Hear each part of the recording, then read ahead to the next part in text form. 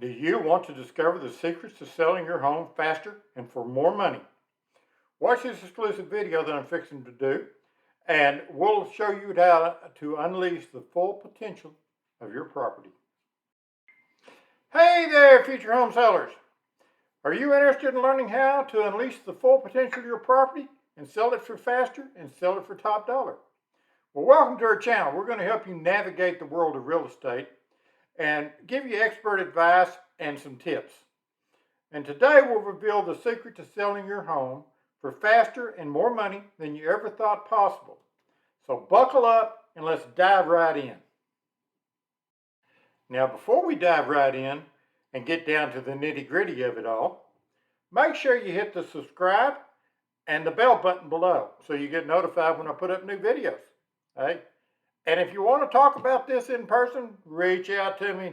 Contact information's right below. You know, we have people reaching out to us all the time when we do these videos. They see it and they say, hey, can you give me a little advice? Be happy to. Be happy to talk to you on the phone, meet you in person, whatever works best for you. But reach out, contact me. Don't be shy. I'm easy to get along with.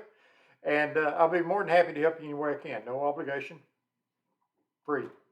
But anyhow, yeah. Make sure you hit the subscribe, hit the like button, and we're going to get into it right after this.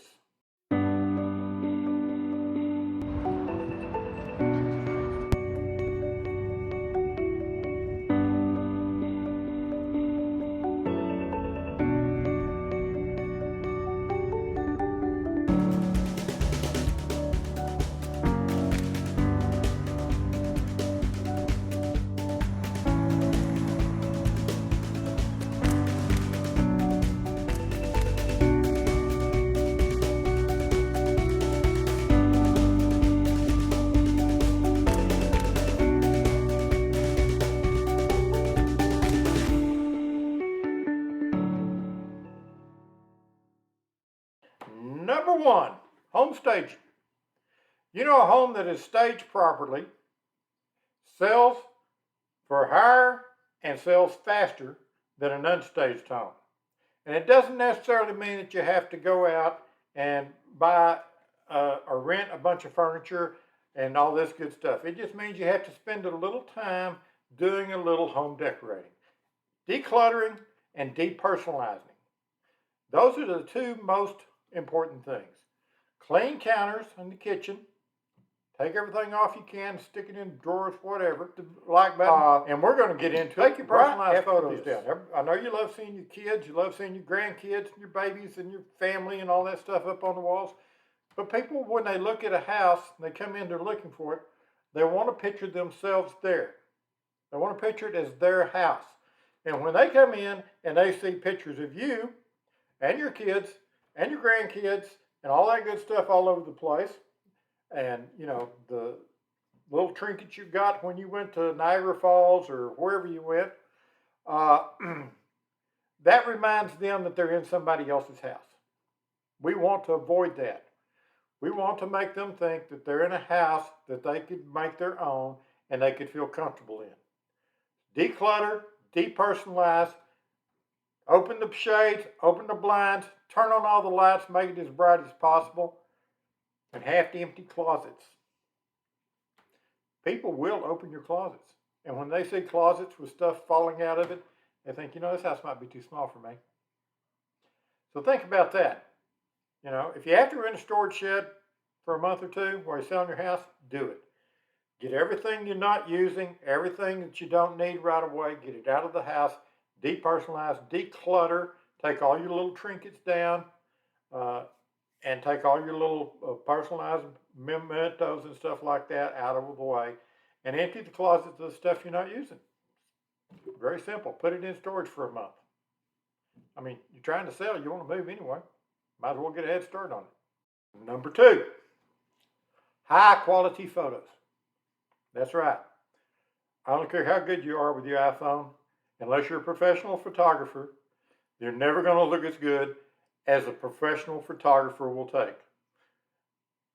We hire people that are professionals. They do this all day long, every day. They know what they're doing. They know how to stage the home to make it look properly in the photos. They know how to set the lighting up to make it look properly in the photos. They know how to take photos without catching themselves in the bathroom mirrors. And they know how to emphasize the good parts and make the bad parts not so visible. Remember, the first impression is always the best impression. That's something that people get in their mind. And 99% of the people that are going to be searching for a house today search online. And they're going to see those photos online. And those are the first impression they get of your house and makes them either go, wow, I want to see that place, or no, I don't want to see that. So make sure professional photos, they're one of the most important things you can do. If you've got a realtor, make sure the realtor hires a professional photographer. Don't let them take their own pictures. If you got a realtor that says, oh, I can do it, I got a camera, fire him. Number 3, competitive pricing strategy. Now, I know there'll be people that'll say, hey, I can price it. You know, I've seen it on Zillow. Well, Zillow estimates, first off, are crap. They're either too high or they're too low. They don't make any sense. I mean, if they made any sense, Zillow wouldn't have lost $72 billion on their iBuyer program when they were buying houses. It turned out they were paying too much for them. So, you know, don't go by Zillow estimates. They're bad. What you want to do is have a professional CMA, certified or competitive market analysis done. And you want to look at what's currently on the market and what has sold in just the last couple of months. You don't want to go back 2 years because we were in a totally different market. Things have changed since then. They've gotten, you know, things have gone down a little bit and the market's got a little slower. We've got less buyers in the market right now because the interest rates went up. So you got to know what people are buying now, what they're looking at, and the pricing strategy to use based off of that. Marking your house too high is one of the biggest mistakes that you can make to sell your house. And I'll tell you why. It's because you say, well, you know, the market says it's worth 600, but I think it's worth 680 or 690 because I love this house. Well, great. So you put it on the market at 690, you're not start getting any showings, nobody's coming by, everybody's ignoring your house. And so you say, well, maybe we're lowered a little bit. So we're lowered about another $20,000. We'll go down to 670. All right, we're sitting at 670 and things are still a little slow. So let's go down to 650. We'll try it there. You know, we'll play around. What happens is all the realtors in the area, we all get those price decrease notices. Every day I get an email. Price decrease on this, price decrease on that. I can go on MLS List and I can look at a property and I can tell you how many price decreases it's had. Guess what? I smell blood in the water. I know you want to sell. And I know you priced your house too low, too high. And I know that you're having slow sales. And it's been on the market for 30 days now, and it still hasn't sold, and you've decreased the price several times. My buyers, if they're interested, I'm going to tell them to shoot low. That's right. I'm going to come with a lower price offer, and I'm going to try and get that house, and I'm going to try to steal it. I'm going to try to steal it from my clients. And that's what every realtor in the business is going to do. They smell blood in the water. Now, if you price that house where it should have been or just below where the comps tell you to be, what's going to happen is everybody's going to see new house on the market, and they're going to think, hey, this thing's priced about right. We should get in on it, and we should get in on it pretty quick. And if you're lucky, you're going to end up with multiple offers, and you're going to end up selling it above listing price. Just had one out in Roseville not too long ago. It was listed for $479,000. The house probably should have been listed around $500,000, but they listed at $479,000. We didn't open house on it. There's 22 offers put on that property and sold $45,000 above listing. So that tells you got to price it right. That's one of the most important things you can do. Don't shoot too high. You start chasing the market down. It's a money-losing proposition every time. It'll cost you $50,000, $60,000 in value of your house. Don't do it. Don't care how much you think your house is worth. The comps and the competitive analysis will tell you what your house is worth. We're not making this stuff up. We don't pull numbers out of the air and go, ooh, that's what we should post it at. No. We look at what's out there, what things are selling for, and we price it competitively against that. Number 4, and that is develop a marketing plan. To reach the right audience, you need a comprehensive marketing plan, and this includes listing your property on property websites like Zillow, Realtor.com, and all that stuff, which is going to be if you put it in the MLS anyway. So if it gets in the MLS, it's going to be there. And it needs to be promoted on social media. It needs to have its own website. It needs to have its own YouTube channel with virtual tours. So when you get those photos taken that I told you about earlier, you also want a virtual tour so it'll go on so people can go through that virtual tour. So when they click on one of these Zillow or whatever, they can also click on the link and take a virtual tour and walk through your house. So you want to make sure that you get all of that done. The other thing you want to look at is the possibility of buying a list of people and developing a proper avatar of what you think the ideal client for your house is. For instance, if your house is, say, a 4-bedroom with a downstairs master suite and upstairs 3 bedrooms, you're going to be looking at probably somebody that's in their mid-40s with teenagers. And they want to be downstairs away from the teenagers, and they want the teenagers to have their separate quarters upstairs. And they're probably going to be making, if your house is a $600,000 rent, they're probably going to be making $100,000 to $160,000 a year. You can buy a list of that type of people. You can say, hey, I want to know anybody that's in the Sacramento area that might be possibly looking at moving, and their income's this, their age is this, and this is their demographics of their children and stuff like that.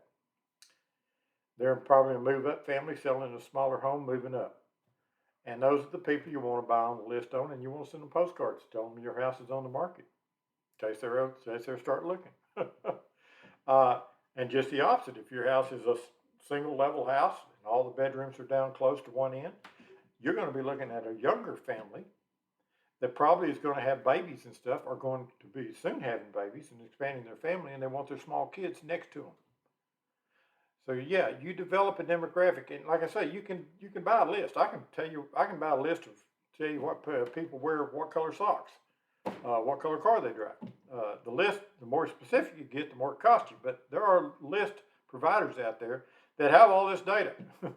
They've got all this stuff from Google, Facebook, and we've all posted it on the net for everybody to see using Facebook, Instagram, whatever. TikTok, we've all given away our data, and other people have compiled it, and now we'll sell it back to you. But anyhow, it's all out there, and you want a marketing plan to market to those people. And you also want to make sure that you blanket your neighborhood. When you put your house on the market, you want to make sure you tell everybody that's in your area about your house, because they might have, friends, family, whatever. They might want to live next to them, and they know about your house for sale. They'll start recommending it. So make sure you market your neighborhood. But a marketing plan, that's number 4. Follow those 4 steps, and you'll sell your house faster. And I've got a 10-point plan I'll be glad to send you for free. If you want to sell this house by yourself, I've got a book I've written for sale by owners. I'll be glad to send you a copy of it. But more than anything, make sure that you hit the subscribe button and you hit the like button, and that way when I post new stuff, you'll get onto it. And if you got any questions, reach out for me. I'll be glad to talk to you. I'll talk to you on the phone. Not going to charge you anything for it. If you want me to be your listing agent and sell the house for you, of course I'll be happy to do that, and we can discuss all of that on private on a conversation. But follow these steps. You'll sell your house. Thank you, and hope we got something good for you going on.